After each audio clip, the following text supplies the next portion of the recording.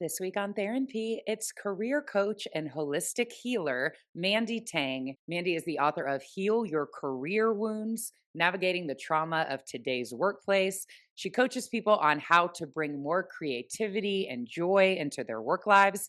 She runs the popular TikTok Career Coach Mandy with over 161,000 followers and was named one of the top 20 career coaches to watch on TikTok. Mandy's book equips readers with the tools they need to heal from workplace trauma and move forward with clarity, confidence, and agency in their careers. Mandy speaks to the people who feel stuck under a toxic boss, trapped by golden handcuffs, lost in analysis paralysis, or constantly battling rumination and self blame. And her book is for those who are exhausted, disillusioned, or quietly grieving the gap between the career they hoped for and the one they have. Mandy says you may feel like every day is the same, nothing will ever change, you have no options, and so you might as well give up. But the truth is, things do change. You have the power to make decisions, to take charge of your situation and turn things around, and you can uncover a clear vision of who you are, what you stand for, and what you want to do in this life. And it isn't just about finding a job, it's about finding your way back to yourself. Yes, ma'am, I am here for it. As someone who pivoted in careers a couple of times in my journey and now is completely lit up by what they do, I cannot wait to have this conversation and hopefully we can spark this light in you. If you are sitting at your desk right now at a job that you hate, thinking about something that you love, if you are getting the hits, then that is on your heart for a reason. It's for you, and you have to have the balls to go for it. Mandy is here to give us the balls.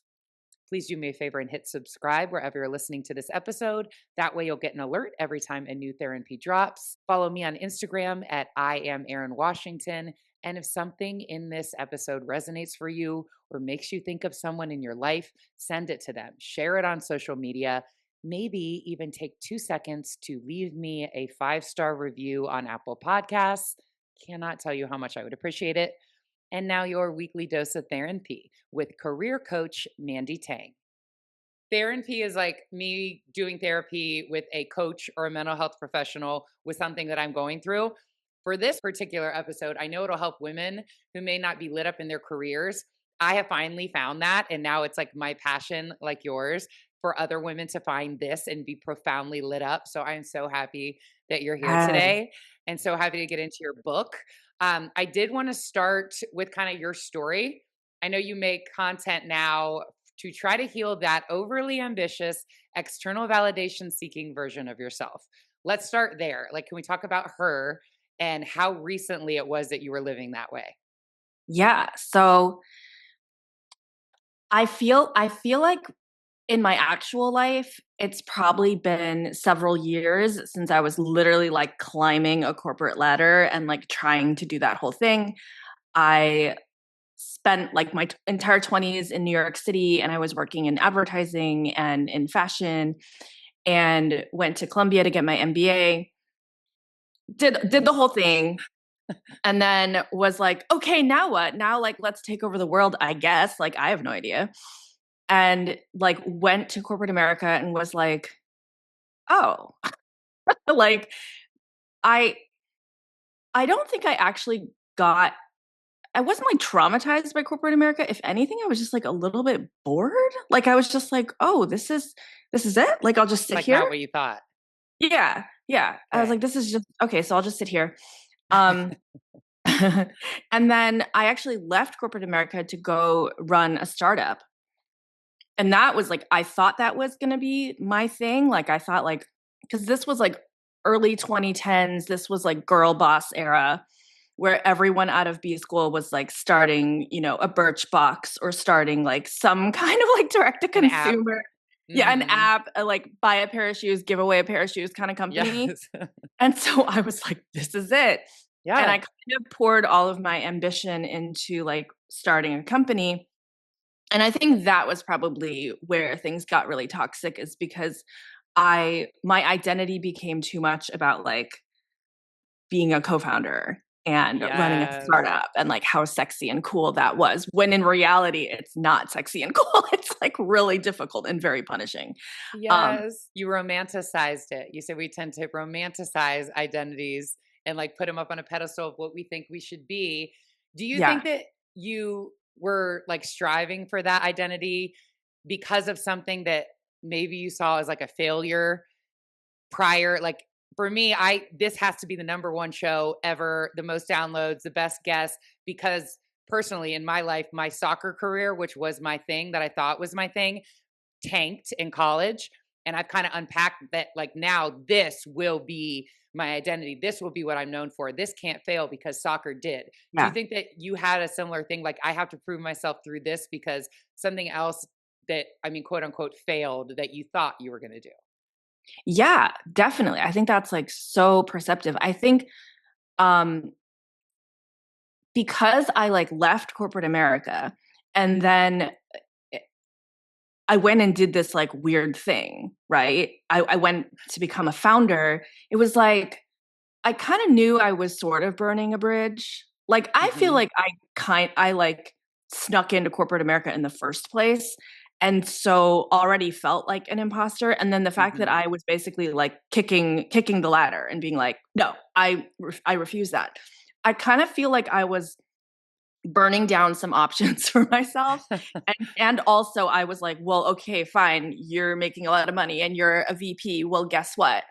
I then and I know that I can't have that. So like let me go and double down on this thing and like Yes. watch this, you know? But it's like watch Yes. nothing. Like I relate to that so much. You're like, you guys, it wasn't that, it's this. Now watch yeah. this. And then Yeah. you're like, wait a minute. Yes. It's like this proving energy. I want coaching from you. We'll get into that. Like I have a very much like pushing, forcing, proving energy versus sitting back and receiving and manifesting and letting everything unfold as it should be. Like I'm very much in the driver's seat, control, perfectionism. I was always burnout because that's how I lived. I'm also a firstborn, which I feel like is a thing. I don't know if you are. Yeah. Well, I'm second born, but I'm like the only girl. I'm Oh, like eldest the daughter younger is a the thing. eldest daughter. That's a So thing. that Me too. I'm that's eldest the thing. daughter. That's the thing. Okay. Yeah. So talk about like how you pivoted or transitioned into what you do now and then when you decided to make your social media presence and talk about it. Okay, sure. So I did the startup thing. I ended up just like honestly, there's no other elegant way to say it other than I totally burned out. Yeah. And this coincided with me having kids. Of course, it all happens at the same time. So I basically like crashed and burned spectacularly and like quit the company, like left the company that I had co founded, felt all kinds of like relief and shame and guilt and just like all of the emotions. Yeah. And then was just kind of wandering around in the desert, honestly, like being like, I don't, okay. You know, I remember going to a conference and a friend of mine was like a fancy friend of mine was like, "Oh, let me introduce you to the founder of this conference." And then she's like, "What should I say? Like, what are you doing now?" And What are you? I was like, "Nothing. I'm doing nothing. I'm here. I'm existing. I have no title. I have nothing." Did you ever And consider just being a mom? Like I say, like now I'm a mom, and maybe that was like in the past, and now that you're a mom, you'll just be a mom, or was that never a you knew you wanted yeah, something else? I definitely tried that on and Me like too. did It didn't that. fit. I mean, it was like you're always a mom, but Yes. I also was like, this isn't I just Say always the wanted to thing. be working. I Say the just wanted thing. to be working. Yes, And moms think we can't say that. I'm just a mom and my kids fulfill me. And it's like we tiptoe around being like, maybe you're not completely fulfilled and you love your kids, but like you have this draw to just do something more and like tangible and leave something tangible aside from being yeah. a mom. Not that you don't want to be a mom. No, of course. And I think also like because I had so the MBA for me was like this double-edged sword because on one hand it was like this amazing thing, but then it was also this pressure, right? Because Yes. I was like, wait, I just spent like $150,000 to go get this very expensive, very fancy degree. What? I'm not just Yeah. gonna like I need to be using this. And so Yes. that was like positive pressure, but then of course it was also like, I think it was a little self-destructive because it also was, I probably should have just chilled out, to be honest, and I Get didn't know it? how. So Yeah. You I just have a degree. It's like, what are you gonna do with it now? You can't just get a degree and then chill out. That's not a thing. yes. So I always wanted to be working, even when I was like when they were like babies, and I was like pushing the stroller and like doing like going to the park. I was still like working on business ideas. Like I get it. I couldn't Can't turn escape it it. off. Yeah. Yeah. Okay. Do you have like mom guilt and mom shame trying to build your empire now and your social media No, presence as a no, mom? I don't Okay, because I feel like great. it's okay. So first off, I have to imagine if I was like, yes, I'm wrecked with it. No, I don't because I think like, what do I want for my kids? I want them to be creative and fulfilled. Yes, And so ma'am. I am like trying to live that example. And That's like it. I have an older son and I have a daughter. And I when I started my social media and I did this thing where I self-published these like self-help journals, Yes. and she was there every step of the way. Like when those things started selling, which I was like, "What?" Like when they started selling, she was there hole punching the paper with me. I She love was there that. like going to Office Depot with me because I had to watch her. So she's like, my husband was Yes, out of town. She's coming with me to Office Depot, you know? So she's witnessed everything, and I feel like that's the best thing I could do it is is. to when they like play and stuff, when they play with their friends, they play entrepreneur. I love that. You Of know, course they do. they play like, okay, so I'll be running this business and then you'll have this other business and no, I'm the CFO. Like they literally talk like that. They're watching you. Yeah. I had to get the reframe from Katie Couric doing the show. I was like, I'm just gonna be honest with you. I have a little curly haired boy that is in the door right now with his hands up, and my instinct is to be like, "Stop! I'm interviewing Katie Couric, but what do you need? You're number one. You're my priority." She goes, "Don't you dare." Stop what you're doing and you show him that what mommy does and mommy's work is important. I was like, I said, that is such a reframe because I don't want him to think that I'm choosing work. And she's like, don't you want your kids to be lit up by something and to find something that brings them this like joy and fulfillment? And I was like, yeah, but it like took her saying, don't you dare. Cause I was like, I don't want him to think, she's like, no, what mommy does is important. And I never looked at it that way. I always Oh wanted it my to be like, God. mommy's working, but you're most important. I'm going to stop. She goes, don't stop. She goes, bring them in, put them on the microphone. Like you said, have them hole punch, make them part of things. And they're going to grow up seeing what you did and know that they can do that too. And I think I still have a lot of shame and guilt because I actually said I wanted to be a stay-at-home mom. I didn't have a lot of Mhm. ambition when I was dating my husband, and then I got married and I was a stay-at-home mom. And again, the guilt and shame is making me say I still want to be a mom. I love being a mom, Yeah. but I Yeah. felt like there was something more. And you talk about like the hits that you're getting and how you have to follow that. And not everybody's getting them. So other people won't understand it. But when I stepped into doing what I'm doing now after being very Yeah. vulnerable in my first book, I have never felt more profound purpose. And I'm lit up, but it's not what my husband signed up for. And that's fair. I said I wanted to be a stay at home mom. And it wasn't something I just flipped the switch on. I found this later and Yeah. felt kind of shame that I wasn't cutting it as a mom because I was also doing this work. And as this started to take off more, my marriage went in the other direction and I ended up filing for divorce. So I Yeah. still am like, I have him in my mind and I get it. Like it was frustrating for him to sign up for a stay at home mom and then have this whole brand. But I would be so resentful if I wasn't doing this now. And I'm going to see this through and it's my baby and I'm going to make this work. And it could not work in that marriage. It just didn't feel aligned anymore. And it kind of almost felt like I was choosing, I don't even want to say career, like my life purpose Yeah. or my marriage. And you shouldn't have to pick. I felt No, which is bullshit. you shouldn't have to pick, and it's also like this is what happens like when you ascend spiritually and like when you step into your power, like not everything can come with you, and there's a lot of things that have to be shed. And Yes. like however, like I'm sure that was a deeply painful experience and also like liberating because you're like I shouldn't have to choose. But you'll get this. I have 2 kids as well. To them, it's like mommy put something into place that now makes us go back and forth. Now dad's not Yeah. here anymore. And it looked like a selfish thing, like daddy's not supporting mommy. Not that they know that, but I was looking at it as like a decision I'm making is Yeah. so greatly affecting both of my kids. I stay in this house, they're going back and forth. And so I was trying, and I'm sure other people listening to this can get like you try to make it work for the kids or for the family. And I'm using quotes, but that time, and there was years, Mandy, that I was trying to dull this down and make appease him. And that toxic environment that your kids are sitting in, don't think that just because they have both parents in the home that that is a better situation for them No, because and they because feel it.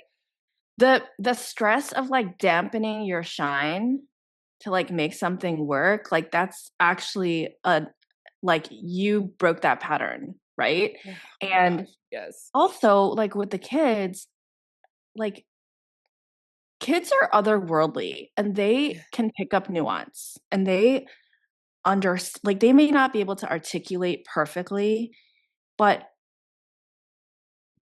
they I know. feel like they understand.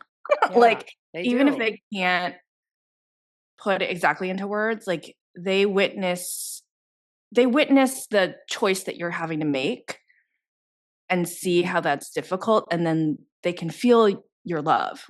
Yes, and they need the best version of me. And so when I was Yes. just miserable, you just said breaking the cycle. That was the final straw. And I always say my daughter, obviously for my son too, but specifically, she's older, she watches me.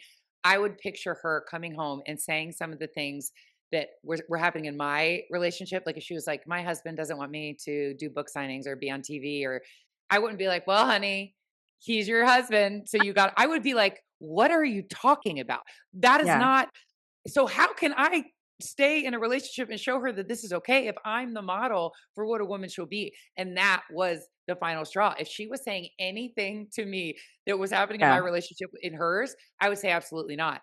I Yeah. have to show her that there's more. And again, she's 10, it's not that they're getting, I mean, they feel it now, but I feel like she's gonna wake up one day and just see it all like, "Oh, okay," and start to kinda see behaviors that She'll I'm get it. still sheltering her from and be like, "That's why mom did this," and it'll all make sense. Right now, it's a little bit rough, because they want him Yeah. here, and I can't I don't share much, but there will be a day I broke the cycle that she will not be accepting of that kind of relationship because Yeah. she saw mommy do it and say, "Oh, this is what mommies and daddies do. They yell and this is love." I broke that cycle and was like, "No, no, no, we're not. You don't stand for this and you don't."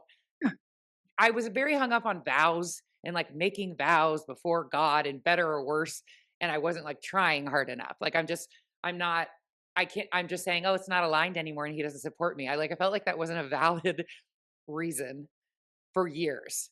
I feel like you tried a lot. Yeah. I feel like Me you too. tried. I know, but we didn't make it, so it feels like I don't know, there's, like, some things maybe like you said, you have to shed and not take everything with you, like, I mean, I know who I am. That's also I don't know when you met your husband, but I was 24, and I didn't know who the hell I was at 24. So, it's very hard for me to see how people stay married through different iterations, or different evolutions of themselves and Yeah. still stay aligned. I'm a completely different person. Yeah. So I mean, I met my husband really young too. I was like okay. 22, 23. I was really young as well. And I feel like there have been marriages within marriages because we've both changed so much. I think the thing is like with my husband, I fell in love with him because I fell in love with his artistic side. Mhm. And I think like our whole lives have been getting back to that. So he is a lawyer. He spent like his whole life being a lawyer. But I Okay. didn't fall in love with him because he was a lawyer. I fell in love with him because we were both like aspiring writers. We wanted to write. And at the time, I was working at a magazine in New York, writing little dumb paragraphs about, you know, costume jewelry and accessories, I'm which sure was they weren't not, dumb. I'm sure they were very riveting articles there's only about so much you costumes. can say about Ferragamo. Like, there's really, Okay. it was really kind of But it silly. was fancy. You're writing about I mean, fancy things. it was fancy, but it was like, I didn't know what I was talking about. I had to like look up like bejeweled, like what does that mean? Like So, but it wasn't the kind of writing I wanted to be doing. Sure. And so that's, I think, the connective thread, or like the reason we've made it this far, is because we both had that struggling artist inside of us, and it's just been the Yeah. thing that we've like connected on, you know? How do you think that you've like stepped into this identity that you're in now? Because I know you say like when you feel comfortable in your own skin and your identity, everything else kind of flows. And if you haven't found that yet, or maybe if you're projecting something that isn't your true identity, relationships or jobs that match that energy aren't matching who you actually are. So like how did you finally feel comfortable in your skin, in your identity? Was that a process? And like I Yeah. guess talk about the opportunities that came once you found that. Yeah. I mean, I'll say this, like during COVID, I was working for a company. I was like a director of account management. Basically, my clients were like Microsoft and ServiceNow and like all these like corporate clients. Mhm. And my job was like to do client management. And I was really good at that job because it's basically just like kissing people's asses. Like oh, sorry, I can't swear, No, but you're like, fine. Absolutely but, fine. but like you basically just go around and you like make sure all the clients are happy. Right. Yeah. And during that entire time, like during COVID, especially, this was like, we were on lockdown, the kids were home. I'm trying to do conference calls. There's like children in the background doing worksheets. I just was like, oh my Yes. God, this is just like a misery and people are dying. And like, what is happening? Yes. Why am I on this client call? Like, this is so Yeah. stupid. This is such a waste This of my doesn't time. matter. Yeah. I was like, this doesn't matter. And like, I just couldn't. It really got to the point where I was like, I just want to I want to work for myself. I don't know what that looks like. I I've been doing this side hustle where I've been coaching people on like their resumes and their LinkedIn profiles because again, like I have that degree from Columbia, so I was like, I can do this. I can help people like I know how to like get a job. I can help people get a job. So I've been like doing that as a side hustle. I really didn't know what I was going to do next, and then I was just like, okay, I basically came up with a plan where I was like, I'm going to leave and I'm going to just like work for myself. And I think that that was like the moment where I basically like left that job. Literally, I think a couple weeks later I started posting on TikTok. And Okay. I think the reason that it was so freeing because I feel like beforehand I had to edit myself. I couldn't everything was like I was in client services, you know? So, yeah, I was like, "La, la, la, la," like, You were in a "I'm box. I'm your Yeah. butler, like, what can I do for you?" Yes. And then I was just like when I got on TikTok, I was just like, "Oh, I could say anything." Like, I was just like Podcast too. yeah, I was like, "Oh, I don't work for anyone. I don't Yeah. need to censor myself." And I think, like, it started off as just, like, me being honest about job search stuff where Mhm. I was like, you know, if you get ghosted during the job search process, like it's normal. It's okay to be mad. Like I just was like talking off the cuff and like just telling people what I would tell them in a session. And then it kind of just got like increasingly unhinged where it's just like, and another thing about corporate America, you know? I love it. And then Yes. and then It I think evolved. that it evolved. It evolved. And I think I just became more and more bold. And then I also think it's like my culture. Like I was raised in a Chinese family, immigrant family, and they're Yeah. like, you know, eldest daughter. So my whole life I was like the golden child, like so perfect, like got good grades, played piano, was just like this like good little girl.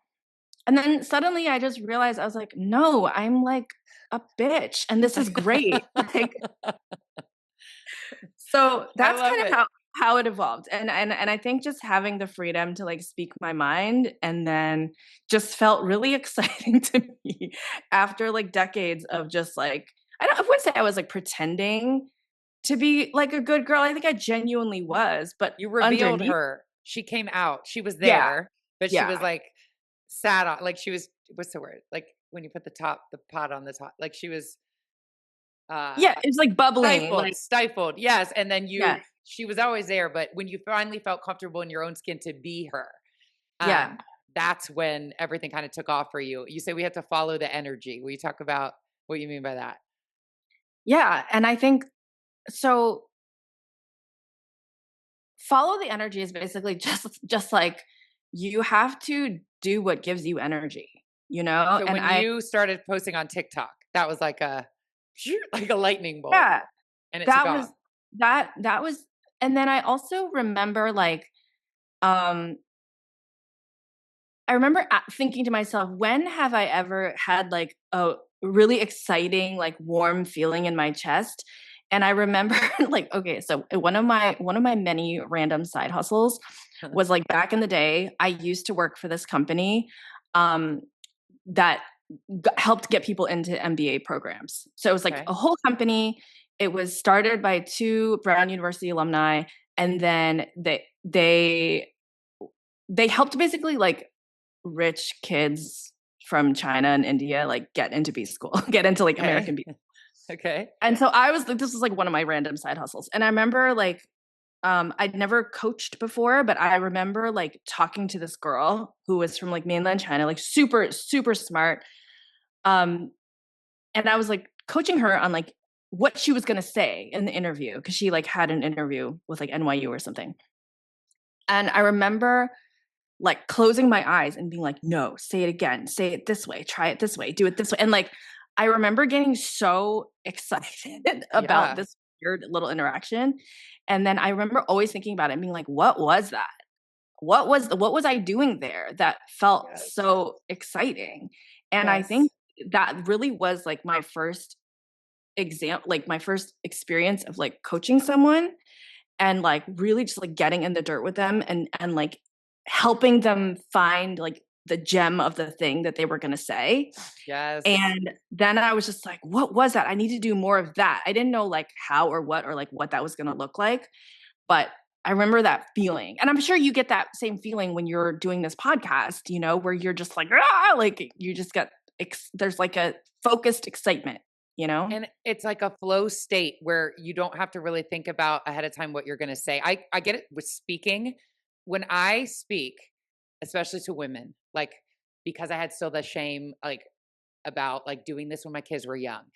Yeah. Something takes over. I'm like, you are not over because you're a mom. And this person comes out. I feel like I get electrocuted. And people will come up to me and be like, when you said this, and I'm like, Mandy, I don't remember even saying that. I go to a flow state. And what's so ironic about it is I hated myself for so long. And dealt with a lot of eating disorders, body image stuff. Like I would have switched places with any woman in the room in my 20s and 30s. I had no self Yeah. confidence.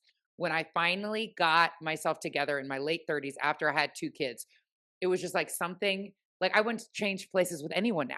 Like I just finally accepted who I am and I want other women who have not found this to find this. And so it's like when you want them to say it the right way and get them that job, it's like you want to unlock this in somebody else. And you Yeah. feel electrocuted when you do. And I feel like women listening to this, maybe they're on their lunch break and they're sitting at their desk. Like, are you lit up by what you're doing? And Yeah. if you are, have you been electrocuted? Mandy and I have been electrocuted. You know the feeling. And I think a lot of women, and I stole this. It's Amina Altai. She's a spiritual business coach. She came on my show, and this stuck with me. I say it all on almost every show. She said everybody lives in three realms: the excellent, the exceptional, and the eh. And the eh is like take it or leave it. I'm not that great. Finance, accounting is my like I Yeah. know Yeah. that's Yeah. not where I shine. Excellence is what you went to school for, what you're proficient in, what you feel so confident in. You Yeah. have an MBA. Your excellence is your MBA. You're like, no, but I got my MBA. A lot of people stay in excellent because that's where they feel the most comfortable. But there is another realm of exceptional that few Yes. people step into. And it's because they think, well, I don't have a degree in that. And I always use, I don't know if you're probably, are you a sports fan? ESPN. I don't know if your husband watches ESPN a lot. You'll get the reference. Ryan Clark was a Washington Redskin when my husband played for the Redskins. He was an excellent safety.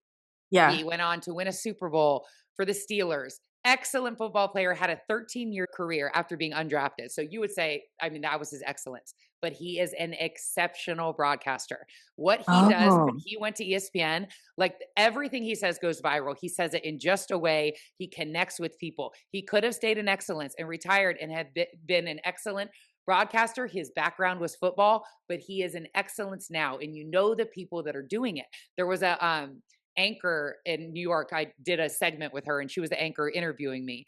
And she was yeah. just not just, it's a number one market in America. She was on TV in New York City. She went to school for journalism. She said something felt like off and she felt called to do something else. Now she is the number one like voice in menopause. She wrote a book. She has like Halle I Berry and all these love people, that. but she had no background in menopause. It was journalism and people feel like they need to stay in what Yeah. they went to school for. But you were put on this planet to do something only you can do and say it in a way that only you can say it. And people don't step into that. Like they hear the nudge. I know you talk about this too. It's like you get these hits that there's like something else, but you run it past other people, but they're not getting the hits. So they're like, what? Oh, That's weird. They're that's not for them. It's for you. So like people that's don't yeah. do it. That's what I say all the time about the intuitive hits. First off, it is in a language that only you can decode and only you can understand. Yes. Okay? So it's just for you. So if you shop it around, it's not going to make sense to anyone. And Yes. also, the thing is that it arrives to you first. So you get the download, you get the intuitive hit. Most people, 95% of people are just going to ignore it because there's what do you mean? Like that's wild. Well, I'm not going to do that. Doesn't make any sense, right? But Yes. your whole job is to listen to it and to have the bravery and to have the courage to do it first because no one else got the memo. You're the only one who got the memo. Mandy, do you even know? Like, first of all, I have blue butterflies here. You see them everywhere. I was having a blue butterfly visit me in the flesh on my front porch for let's call it 2 weeks. I was Yeah. putting it on Instagram and I was like, "You guys, timestamp. It's back. It's not flying away." Sometimes my kids will say, "Mommy, your blue butterfly is at the door." And I was like, "God, universe, like I see it." But I was like, "Okay, I see it. I see it." People, I was worried people were thinking I was making it up. I'm time stamping it to be like, "No, it's back." And people would be like, "Butterflies only live 2 weeks. It can't still be coming back." And I'm like, "Well, not this one." You're That like whatever. generational. I see it. It was everywhere. One day it landed on my son and I was like, "God, universe, I see it." I'm on a call with my business coach. And I've always wanted to do a nonprofit for teen girls struggling with body image and self worth because I Love struggled it. with bulimia and anorexia. One day she goes, "We need to get the nonprofit up and running. What do we call it?" Mandy, in the moment I say blue butterfly, it left. It was gone. I see that I'm like, its whole life was to come for me to create something that I didn't know was happening. Someone who will not be named one day was in my ear about going to do a book signing during the school week when I could be home with my kids. I'm at Yeah. the Atlanta airport, Mandy. It's the busiest airport in the country. Oh I yeah. could have stopped to tie my shoe. I could have gotten stuck in traffic. There's quite literally 20 TSA lines. So I come through when I'm supposed to come through. They said go right or left. I go right. I'm going to send it to you after we get off this Zoom. The bin that I pull out to put my shoes in had a blue butterfly sticker on the bin. How could that ever make sense? How could it? I could have been three behind. I could have been four down. Yeah. And I looked up, I have a picture of it. I was like, God, it was like, keep going. You're Yeah. getting, I will probably get it today. Whenever I'm thinking about something or have something on my mind, a blue butterfly comes in the flesh, or I'll be driving and it's on the car in front of me. There is guidance. There are people, guides, whatever you want to believe, telling you what to do, but you're on your phone and you're not noticing it. And I Well, wonder how long it was there before I saw it. this is the other thing. It's like the messages are abundant and they're always there and you were open to it. You were receptive. Yes. And so that is the magic, right? Is that it was able to come through. You could have looked away. You could have been distracted and not seen the sticker. I know. But Exactly. then It knocked me over. Like, but it comes when you ask for guidance. It's like now I almost expect it. Now that I'm open, yeah, it's yeah. like, how long Well, was when it you there? surrender to it, when you say like, Yes, I need I help. got it. Yes, it's Yeah, there. The guidance is there, but you're on your phone, is what I always say. yeah. And it's I'm always literally getting the chills. I can't. I wait till I show you. I'm going to send you all. I have a whole account for Blue Butterfly where I had the butterfly visiting me anytime I've seen it. One time I was speaking in Nashville, just because you're into this, you can geek out on this a little bit. I do my whole thing. Before I got these, I had a blue butterfly on my back. I got it when I was 19, and because Brittany had one, and I feel like there was no spiritual meaning. Now there is, but I had a blue butterfly on me. This woman, By the I'm, way, I love Britney. and me too, free Brittany. Just Um, she's in some DUI trouble at the time of I this recording. know. I But know, but I love her. yes. So I'm speaking, I do my whole spiel, and I this butterfly thing hadn't happened yet. This woman came up to me, and I don't know if I have it. I'm moving. I think I took it over to the other house. She hands me a book, and she's like, "This is my not yet published manuscript. I brought one copy, and I feel like I'm supposed to give it to you." And I was like, "Oh my gosh, okay, like thank you." I'm not understanding. And she goes, "My daughter tragically passed away during COVID, and she comes to me now as a blue butterfly." No, Yeah. stop. I was like, so I'm like undoing my zipper, and I was like, "No, I have a blue butterfly in my body." She was like, "Oh my gosh, oh my gosh." And I like I expect it now. I will get it today. It's like keep going kind of moments and the synchronicities that it's like you are on the right track. And now I Totally. have put something into the world that did not exist. Like I wouldn't talk to my mom when I was super anorexic and she could see I needed help, that I felt like she wouldn't get it. And I wouldn't go to therapy because I pictured a man with a clipboard, like telling me about your body image. And I'd be like, you don't get it. So I said, there needs to be a place where women who have been through the things, that specific thing you're dealing with, come back. We share our stories and we mentor girls that are in it now. I speak Yeah. on body image and disordered eating. We have people that talk about toxic relationships, sexual identity, whatever it is that you're dealing with that you don't feel comfortable talking to somebody else about. There's a woman in my foundation that gets it. It's called Blue Butterfly, and it exists because of my struggle. And what a beautiful segue this is into like a woman listening that hasn't been struck by lightning yet and feels like maybe they're not sure what their exceptional is. It could be in something that you are burying or not wanting to get into, maybe something shameful from your past. For me, my bulimia was the most embarrassing thing. I was going to go to my grave with it. I stopped doing it, but I was like, it was almost like, oh, thank God nobody found out. Yeah, When yeah, I yeah. shared that, and the response, my book and my Instagram, I would get DMs saying, "Me too. Like, you're the only one I've ever told." My purpose came out of something that was super dark that I was never going to unpack. So if you have not found profound purpose and you are not completely lit up yet, look at something that you maybe have put away that is embarrassing or shameful. I will give you a hint.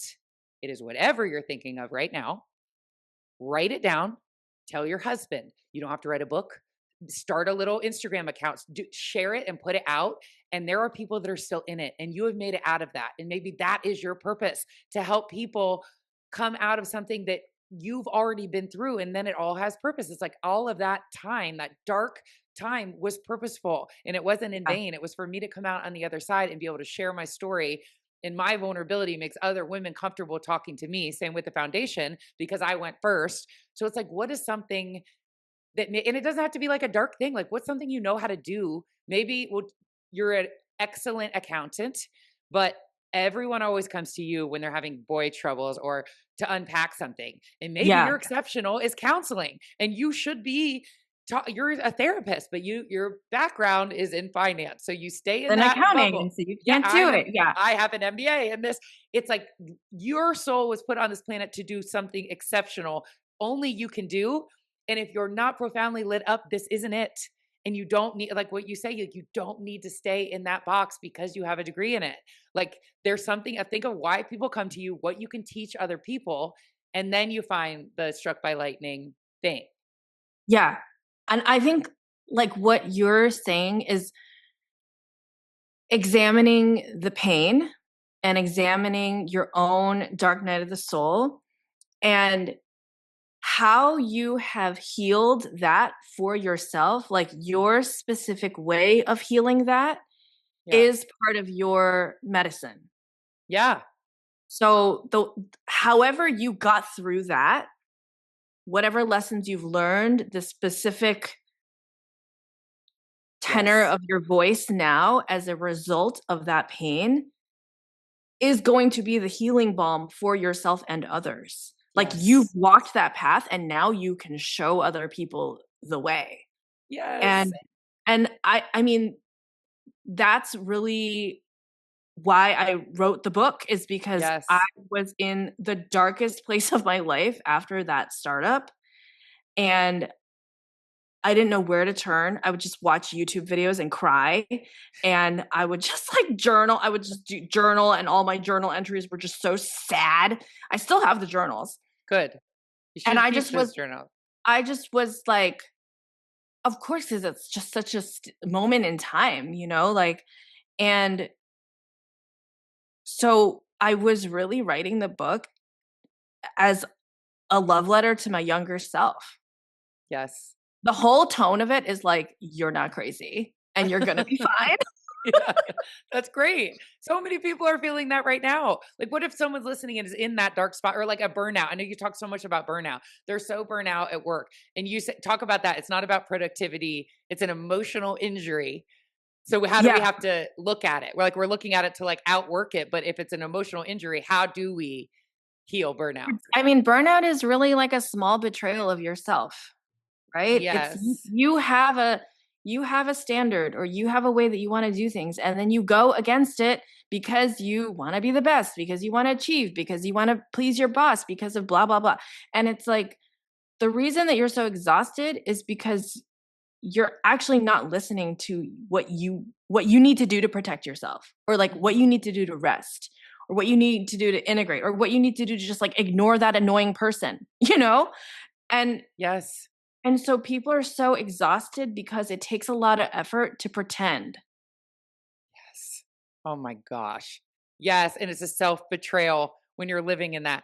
That's making me think too, if somebody's just in this toxic, it's maybe not even burnout, like you talk about like a toxic boss. Like, what do you say to that like, I have to be here and I have to deal with this person. What if somebody listening is in that situation now? Like, what would you tell a toxic work environment, a toxic I employee or boss? literally, like, I think you really need to look at your patterns and think Ooh, about, how do you say no to people, and what is your relationship with authority, and specifically, what was your relationship with your mom? can we do some coaching? Yes, please. My authority, I will cry. The principal made me cry at my kid's elementary school because she like talked to me kind of sharply and like I didn't do something right, walking my kids across. I get very hurt, and I have a big problem if somebody says I did something wrong and I didn't, and they're trying to like like chastise me. I will Yeah. think about it. This happened months ago. I'm talking about it today on a podcast. Yeah, Some people yeah, would be like, "Okay, sorry," and move along with their day. Not me. People that are in authority over me saying I did something wrong or saying I messed up crushes me. yeah, yeah. The question I'd have for you is, Mhm. like, thinking back to when you were younger and your relationship with your own essential goodness. Mm. There's not like a big thing where I felt like I did something bad. Like I was the oldest of 4. I had 3 younger Mhm, sisters, mhm. but I don't remember like a critique moment where I felt like I wasn't enough. There's a lot of proving energy that I still live with, but I don't Yeah. know where it's coming from. There's no Well, okay, time. so let's go to this principal who's like, "Lady, She said, use the "Walk sidewalk." them across next time." The crossing guard said, "Come, like, go." But I Yeah. didn't know so I said, "Okay," and I kissed them and I let them go. But she goes, "Next time, mom, walk them across. It's a safety issue." Oh, And I was ok like, "I'm sorry. okay. I No, but this is should" like, I okay. could have cried in front of my kids. I No, felt but so reprimanded. this is calling in, we wanna think about patterns and wounds, right? So, Okay. is this calling into question, so when she says walk them across, what she's re ooh, Yeah.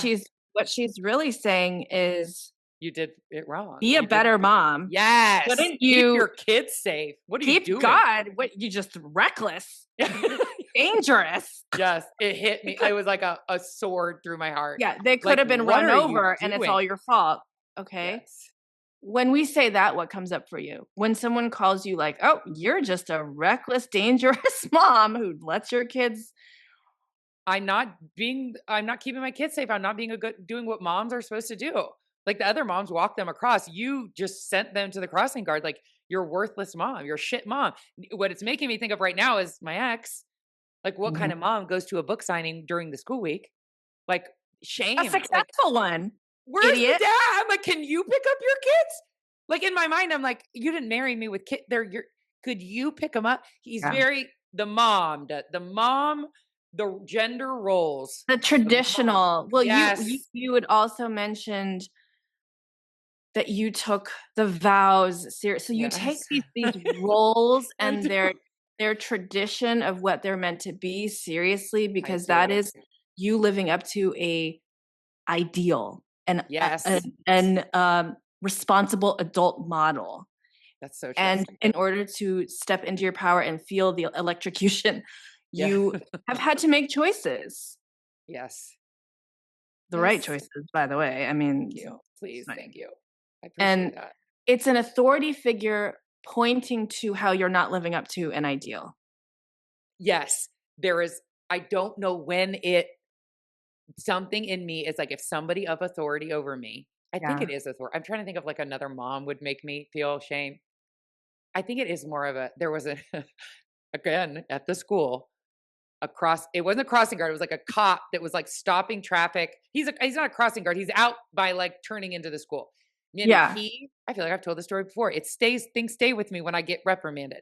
He is telling the side to go. If anybody's watching, I'm like waving through. If you're not watching, he turns to the person in front of me, Mandy. There's a car in front of me and says, Yeah. stop. That Okay. person goes. As it happens, he turns around, looks at me, and goes, I said stop. You're like, What it did I wasn't do? Mandy, I rolled down the window and said, I didn't go. I'm still right here. It wasn't me. I needed him to know in front of my children, Mandy. They see me roll down the window like, no, no, no. I couldn't have him think I messed up and I did it wrong.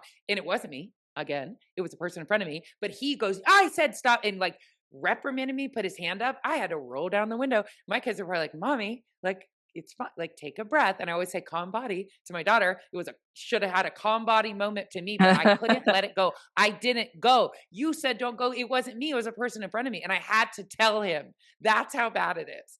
Here's my question. Now you are the authority figure. Ooh, sort of. Okay.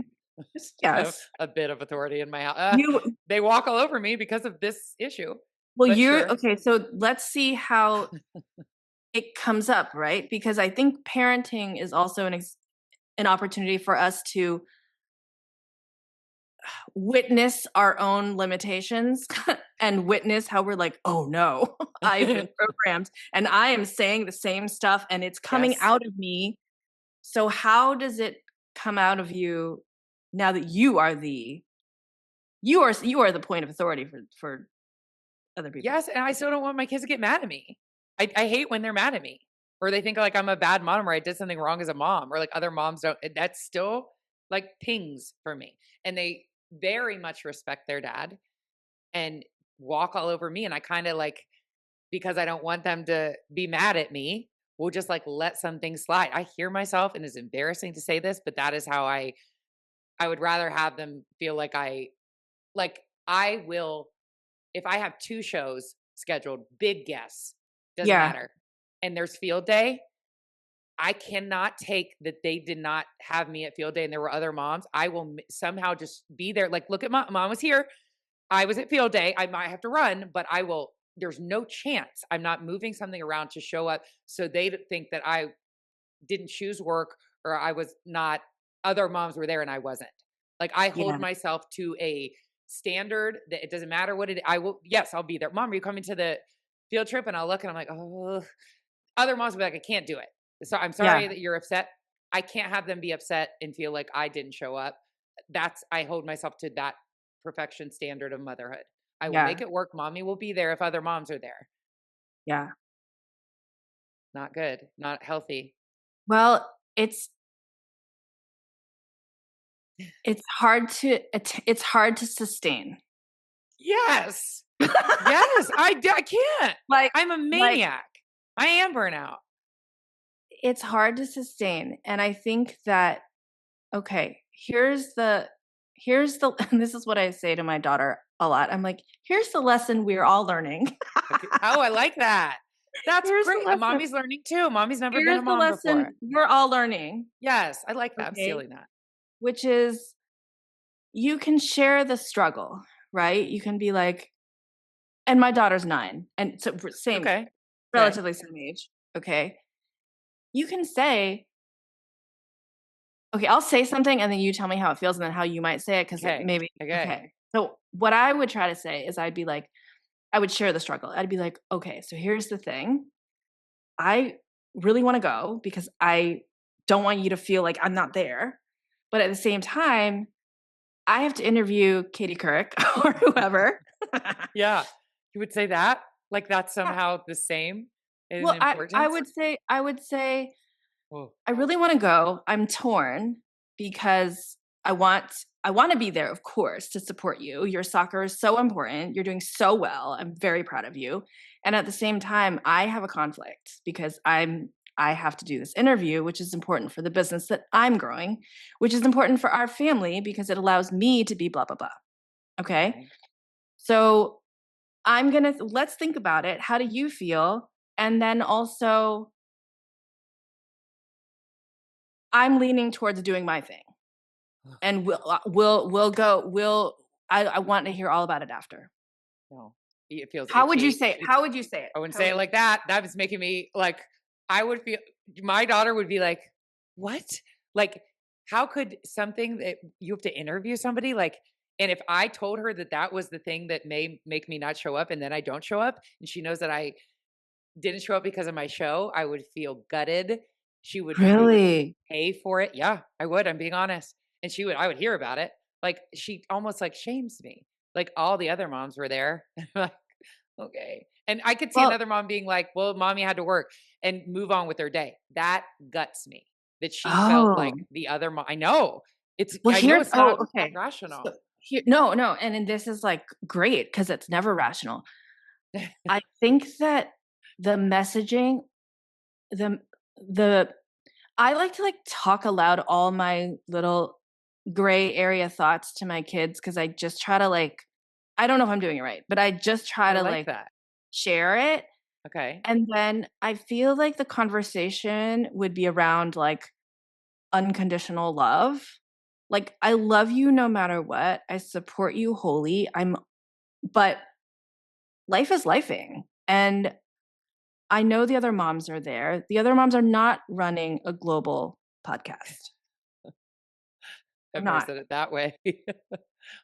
Well, JC's mom is not I c I don't think they would see it that way. They would look at it as I'm choosing my work. It's back to the Katie Couric thing. She's like, "Choose your work. Show them it's important." And I'm like, "That feels wrong." And I think because I said I was gonna be a stay-at-home mom and I got pushback of then now I'm doing this. Now it's not right. I'm not being a mom. I can't be I'm not being enough of a mom because I'm choosing Yeah. to do this I think over also it's like who are your divorceism. examples? Who are your examples? Who are your role models? Like who do you look up to? Is there some picket Mm. fence mom that you look up to? Like That is who? killing it. I don't know. That's a great nothing came to mind when you said it. Who am I like comparing myself to? Or just like who Who's killing it in my book, like being well, the yeah, like mom and the what mom career? exactly, exactly. Is I there don't someone know. like real or imagined that you can look up to? Is there a blueprint? It's like the I version of think me that I'm trying to be. I feel like That's the blueprint is unrealistic. it 100%. It is. So It's that I not always feel like I'm not making it because this person it's unattainable. And so I always feel like shit. I interviewed Katie today, but I didn't go to field day. So it's like you didn't. It's like I try to meet this expectation that I will never meet. So I'm always yeah. disappointed. I'm always not measuring up and can never feel Also, content. do you wanna go to field day? No. No, I don't. Does anyone? No. But all the other moms are there. They love it. They are No, like, they're not. No, they they're are. I see when I go, I'm like, thank God I came because everybody was there, or they're posting it on Instagram. And you know, if I'm going on posting on Instagram to make sure everybody knows, look at me. I went to field day. I didn't choose to do my show instead. Like, who is that for? For me to show, or like my mother-in-law, look at me. Wasn't doing my show today. In case he's telling you that I don't show up, look, here I am with my kids at field day. No, I don't want to go, but I have to go to show that I am a good mom. The definition of good mom cannot be external. I feel better internally if I can cross that box that I was at field day. Maybe I was there for 10 minutes, but I Yeah. went. Here's a picture. Look at her doing this three-legged race. I was there and I did an interview. And then and only then was I a good mom today. You're a good mom every day. Sh I would feel the wrath, I will say. I wanna put her business in I will hear about it if I am not at field day, and definitely if I tell her the reason was mommy was thinking about doing her show instead, I will be shamed for that, and it will land. It will affect me. I think if you okay, so let's take a step back. If you can help me with this, like, I won't need a show anymore. We have unpacked so much right here. This is what therapy is. Like, if I could get through this and why I feel this way, I could retire. So children are sponges. Mhm, Your daughter is a pure loving being. mhm, Okay. She's young. She's 10. mhm. Okay. So she has subconsciously picked up on your value system. Yeah. And your value system is mommy needs to show up because that means mommy loves you. Yes. Okay. And girls are smart and girls know how to get what they want. And so she's Yes. complying with the system that you have set up. Yes. Ultimately, though, and I will say this, and maybe some of it will land and some of it won't, but ultimately, you are the architect and the CEO of your house. Yes. And so the messages that you choose to bring into the house are the messages that will live in the house. So Ooh. if you decide to change your messaging, and the messaging is now, I love you no matter what, you were so important to me. I'm obsessed with you. Let's listen to Taylor Swift. We love each other. Okay. And mommy has a life. And mommy's pursuing this thing because I want to be an example for you to one day pursue your own thing. You were Yes. loved no matter what. You got to think long term. Okay. So in the beginning, let's say the first couple months where you introduce this new way of thinking, it will be hell as you are rightly Well, naming. can It I will be ask how do do I have to slowly bring this girl out or just this is the messaging now? How do I present this new messaging? Slowly? Like or I'm like, "No, we're not doing that I anymore." think just honestly, Woo! just like you said it, All right. They're gonna just hate be like, it. They're gonna be like, great. "What the hell is this?" Yeah, Oh, what great, then I pay for it. I'm the only parent in the house, and they are going to make me pay. Ooh, temporarily, interesting. but you gotta Yes, think about the 2 paths, right? So if you yes. stay doing exactly what you're doing and you're punishing yourself and you're going to every single practice, and by the way, she's gonna do more and more sports and there's gonna be more and more things, and it's just gonna get then there's gonna be like battle of the books. It just gets worse, okay? So Mhm. more activities, more things, and more expectations. Where are you when she's 14? You have no hair Yes, left. You're just I need to do this now. you're Okay. you're a shell of a person, okay? Okay, I'm Versus a shell of a person. you introduce I'm just a shell sitting you here. you introduce and by the way, when you put on that when you say that when you're like, "Okay, we're not doing this anymore." That is very honest. I know that is coming from the depths of your soul I because got I know nothing you're left. tired. Yes, You're like, "Girl, we're not doing this anymore." So, you have to start introducing the new messaging. I do. You're right. They are going with this because I am allowing this. I brought this messaging in. This is how we operate, and I'm allowing it. And if it's going to change, I need to change the messaging. They are going to Yeah. hate it because it's easy for them right now, but I have nothing left. I am burnt the F out. Yeah. And still like, but what time is this part of field day? Because I will No, be but there. just start to relate it to them. Start to be like, okay, you know how when some days you want to do soccer and gymnastics, but you have to choose one, and like, your gymnastics friends will be disappointed, but you're really going to do soccer. You love both of them, but you just have to make a choice because you can't be two places at once. You know how that happens?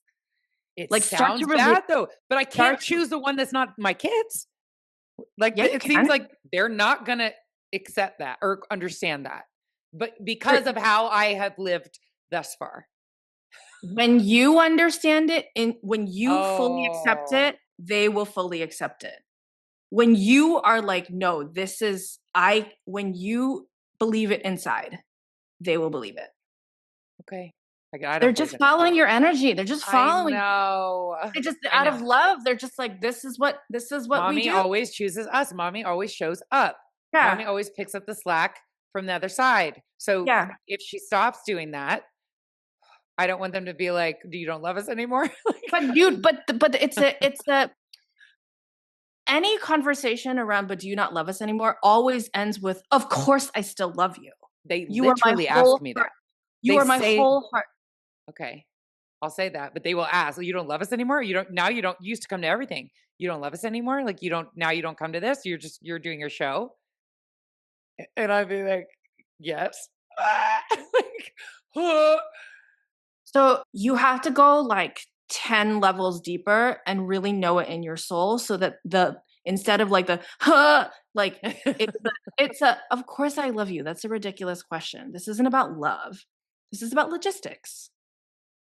Which makes sense rationally in my mind. Like, I guess I'm like, who am I doing it for? Like, I want them to know. I know that of course I love them. Like, Yeah. that's why I'm twisting myself around. Like, but I'm doing it for them to know. I'm showing them I show up. It's like my love language showing up so you feel love. And if I don't show up, you will not feel love, is how I live right now. They will feel Yeah. like I don't love them because I've always shown up for 10 years. And now if I choose my work and I'm telling them, I'm saying I'm going to do my show instead, I can't take that, them feeling like I chose my work. You can get them to love your work, and Okay. then it's not a choice. They don't It's now. it's They don't it's love my work now. but this is the thing is because you maybe subconsciously bring an energy of, Mm. "We don't talk about that," and it's just I like do. I just something absolutely bring that. just I something own mommy that. does. Yeah, Yes. What are you how was your day? They'll say, "Mommy, yeah. Oh, what no, did no. you do today?" I had a show, I but oh just my God, how was your right, day? That's right. what I'm bringing now. And so we wanna teach our kids, and I'm gonna also specifically say daughters, we wanna teach our daughters to also share about themselves. Right? Yes. Because Yes, not dim I'm it. sure now your daughter is such a good friend and always like, "No, but how are you?" to all her friends, right? And people love her. But we also wanna teach her how to be like, "Oh, let me tell you about my day, Yes. because Yes, of course I want her to I have am that. important. I am important too." And so, Yes. very simple, easy step is to start speaking positively about your work. Okay. "Mommy had the greatest day today." Speaking about it at all would be a step, and then Yes. positively. Yeah. Because I'm like, it's not about my work. How was your day? But I don't want her to live that way. So I need to model it. Yeah, model it to her. Listen, kids are sponges, they adore you. Anything you model will start to appear. Okay. So really, it's not about your kids, it's about your relationship with yourself and how am I twisting myself or how am I shielding myself from my relationship with my work which you love? Yes. How can I just love that more publicly to my family and then have them on board? And then pretty soon she'll be getting in the car with her little backpack and she'll be like, "How was your podcast today?" You Oh my gosh. know? I think And then as you're talking, I know it coming from how my ex made me feel about it. Like choosing work, choosing to go to a book signing, it was not choosing my kids. And I girl, still have that messaging. can we not I first think off, that's do you know how hard it is to be at a book signing? Let us walk through the steps, okay? First off, you had to write a book. Okay? Only true. 1% of the whole world. No, first off, you had to have the idea for the book. Then you had to pitch the book. Then you had to get an agent. Then you had to get a publisher. Then you had to distribute the book. Okay? 50 steps that nobody can do. You did that.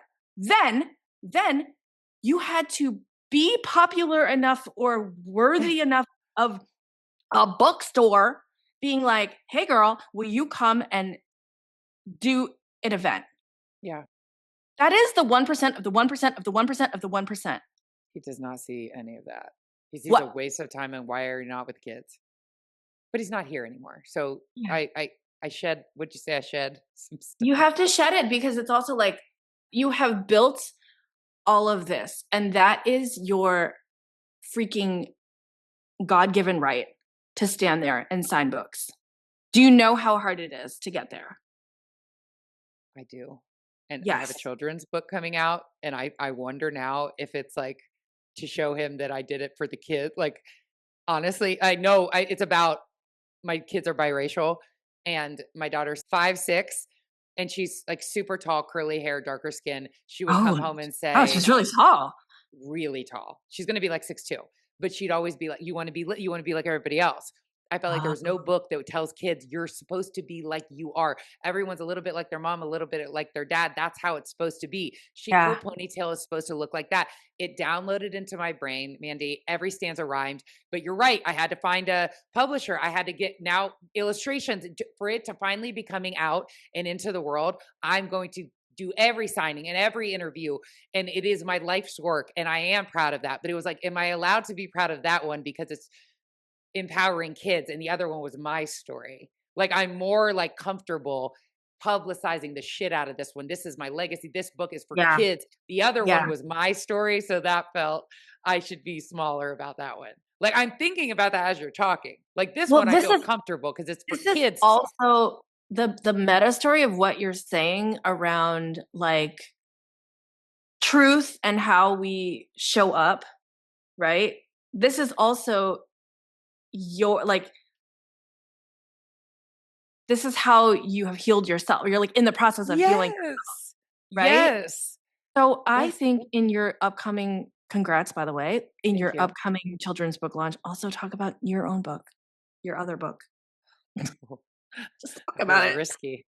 I like it. Why? It Why? feels dangerous. I don't know, because it's so how I don't live. Like, oh, it's like, no, that's my story. This is for the children. This is Yeah. allowed. This is allowed to be talked about. It's not shameful Ooh, because this is going you to help are my daughter and every other kid feel like, stop comparing. You are just how you're supposed to be. And this has meaning because of that. The other one was my story of how I healed my eating disorder. Like, that's about me. That is shameful to talk in vain. Like, that's yeah. like being vain and being like boastful talking about that one, but this one's for the kids, so this is allowed to be publicized. Yeah, so interesting because Yeah. it's not wistful because you know from all your DMs that it had made such an Yes, impact it helped on people. people. I think there was a voice that was a prominent voice for 20 years of my life that I am still healing from. But I have made steps to separate from and to heal and move on. And then that book came out after that. So it's like I'm on the path. There's blue butterflies all over that book that's about to come out. And it's like Yeah, showing this was supposed to come next, the foundation in this book for kids. And I not gone through this relationship and that marriage and brought these kids into the world, I wouldn't have gotten the downloads that I need to put this book into the world.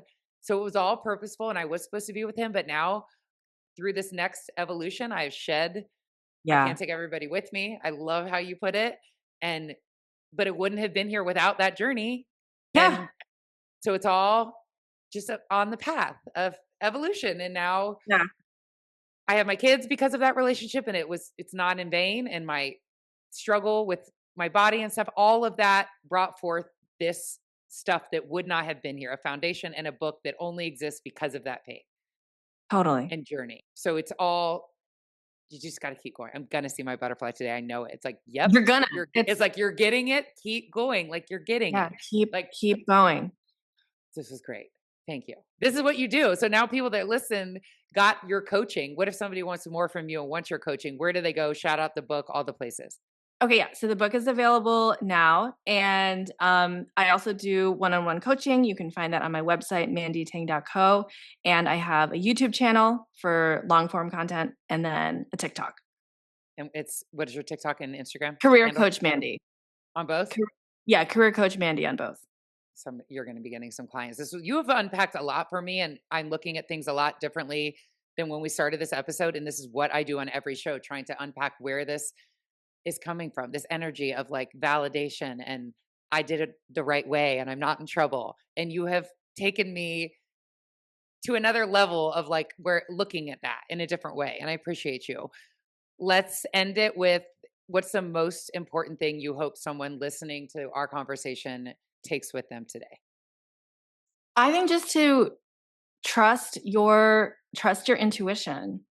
Your inner voice has a very specific signature, and like Erin, when you said in that lower tone where you're like, "We're not doing this anymore," like that was actually your highest self She came speaking. out a little bit. She came out. It's like a different person. Came out. Ah, oh my And gosh, I wanna, like, find that part in yeah, the yeah, video. go find it, timestamp it. But like, I will. yeah. We're not.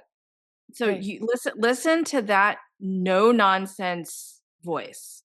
We're not gonna do this anymore. That voice is the one Okay. that you need to be listening to.